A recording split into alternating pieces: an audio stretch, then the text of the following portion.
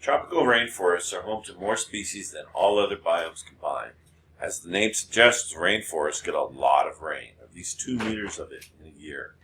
Tall trees form a dense leafy covering called a canopy from 50 to 80 meters above the forest floor.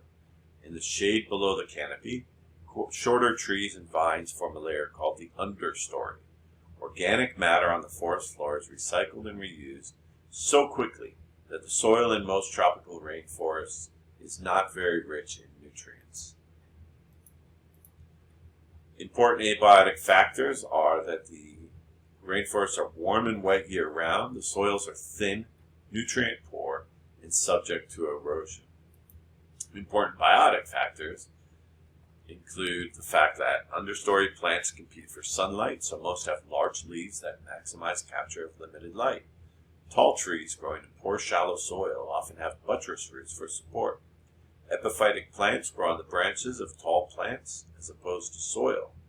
This allows epiphytes to take advantage of available sunlight while obtaining nutrients through their host. Animals are active all year. Many animals use camouflage to hide from predators. Some can change color to match their surroundings. Animals that live in the canopy have adaptations for climbing, jumping, and/or flight.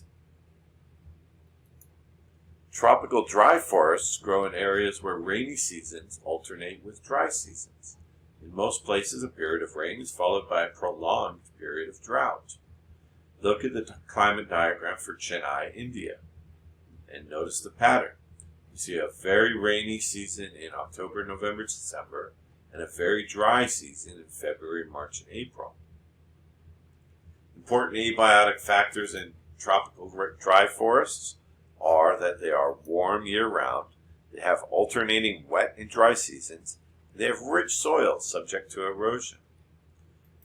Important biotic factors are that plants have adaptations to survive the dry season, plants and animals, including the seasonal loss of leaves. A plant that sheds its leaves during a particular season is called deciduous. Some plants have an extra thick waxy layer on their leaves to reduce water loss or store water in their tissues. Many animals reduce their need for water by entering long periods of inactivity called estivation. Estivation is similar to hibernation, but typically takes place during a dry season instead of a cold season. Other animals, including many birds and primates, move to areas where water is available during the dry season.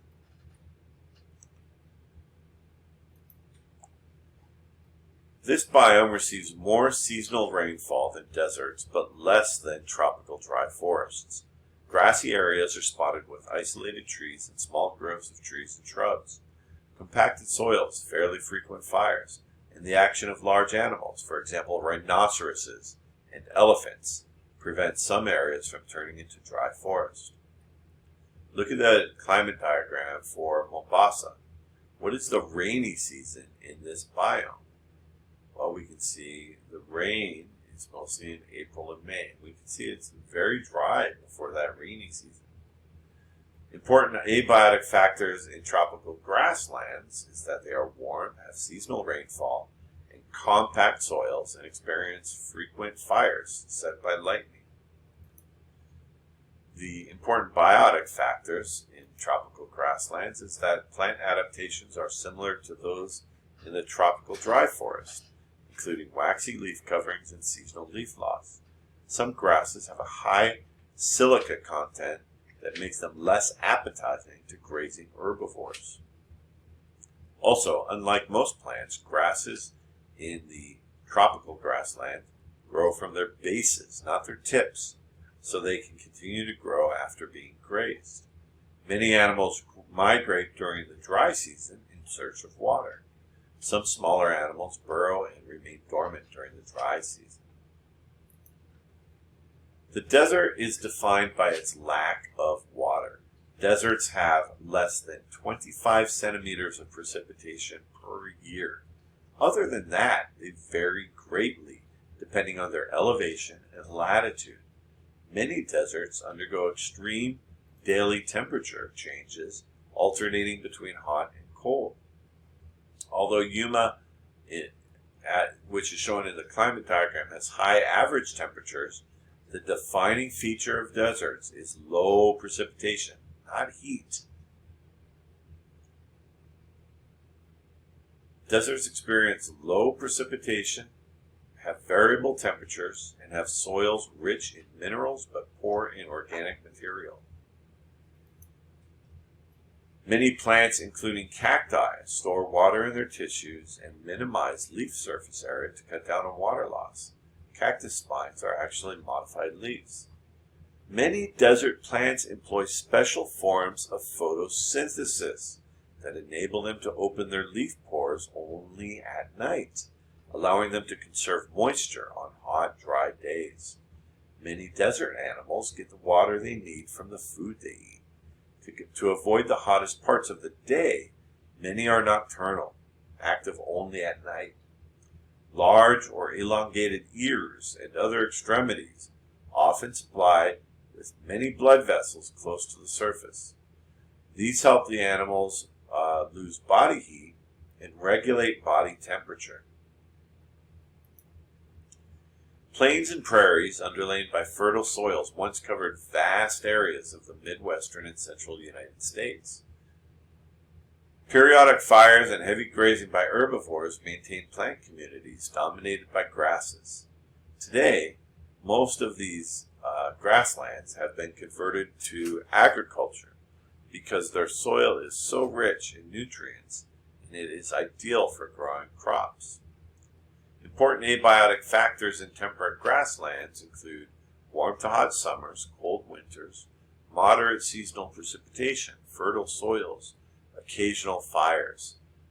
Important biotic factors include that grassland plants, especially the grasses, which grow from their base, just like in the savanna.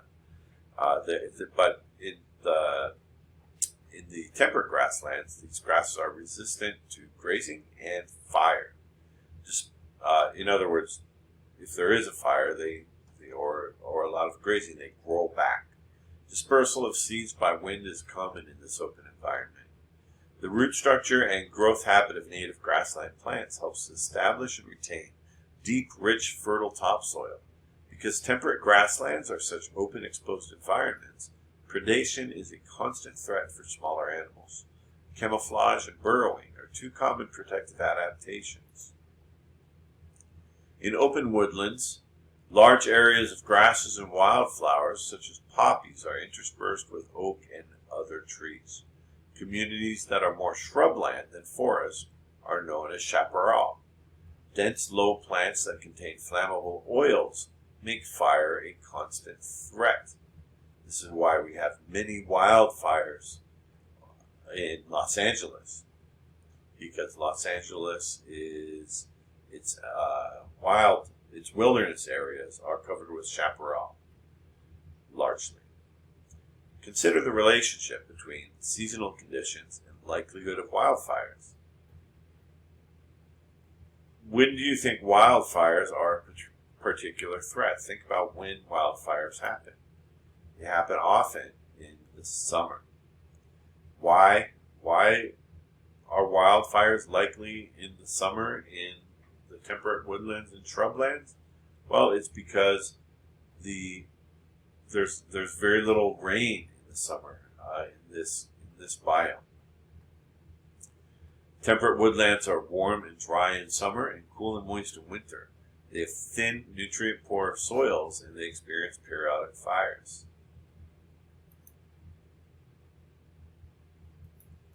Important biotic factors are that plants in this biome have adapted to drought. Woody chaparral plants have tough, waxy leaves that resist water loss. Fire resistance is also important, although the seeds of some plants actually need fire to germinate. Animals tend to be browsers, meaning they eat varied diets of grasses, leaves, shrubs, and other vegetation. In exposed shrubland, camouflage is common.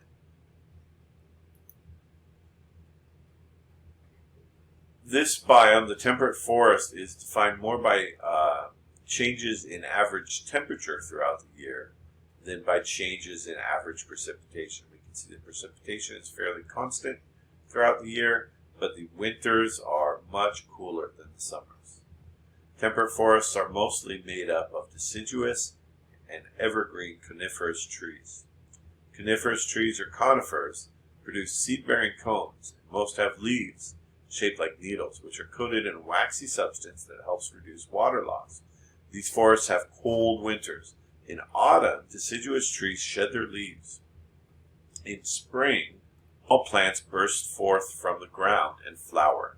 Fertile soils are often rich in humus, a material formed from decaying leaves and other organic matter. Important abiotic factors in temperate forests are cold to moderate winters, warm summers, year-round precipitation, and fertile soils. Biotic factors include deciduous trees that drop their leaves and go into a state of dormancy in winter. Conifers have needle-like leaves that minimize water loss in dry winter air. Animals must cope with changing weather. Some hibernate. Others migrate to warmer climates. Animals that do not hibernate or migrate may be camouflaged to escape predation in the winter when bare trees leave them more exposed. Mild, moist air from the Pacific Ocean, influenced by the Rocky Mountains, provides abundant rainfall to this biome in the northwestern United States and Canada. This forest includes a variety of conifers, from giant redwoods to spruce, fir, and hemlock, along with flowering trees and shrubs such as dogwood and rhododendron. Moss often covers tree trunks and the forest floor. Because of its lush vegetation, the northwestern coniferous forest is sometimes called a temperate rainforest. Look at the climate diagram for Seattle, Washington. During what season does the biome get the least amount of rain? We see that the least amount of rain is in the summer.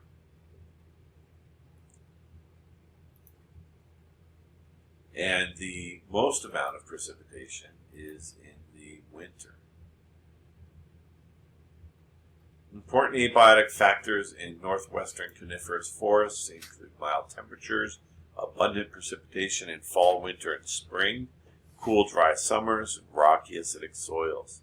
Important biotic factors include seasonal temperature variation causing less diversity in the biome than in tropical rainforests. Even though there's less diversity, the ample water and nutrients support lush, dense plant growth. Adaptations that enable plants to obtain sunlight are common. Trees here are among the world's tallest. Camouflage helps insects and ground-dwelling mammals avoid predation. Many animals are browsers, eating a varied diet. Dense forests of coniferous evergreens along the northern edge of the temperate zone are called boreal forests or taiga. Winters are bitterly cold, but summers are mild and long enough to allow the ground to thaw. The word boreal comes from the Greek word for north, reflecting the fact that boreal forests occur mostly in the northern part of the northern hemisphere. Look at the climate diagram for Fairbanks, Alaska.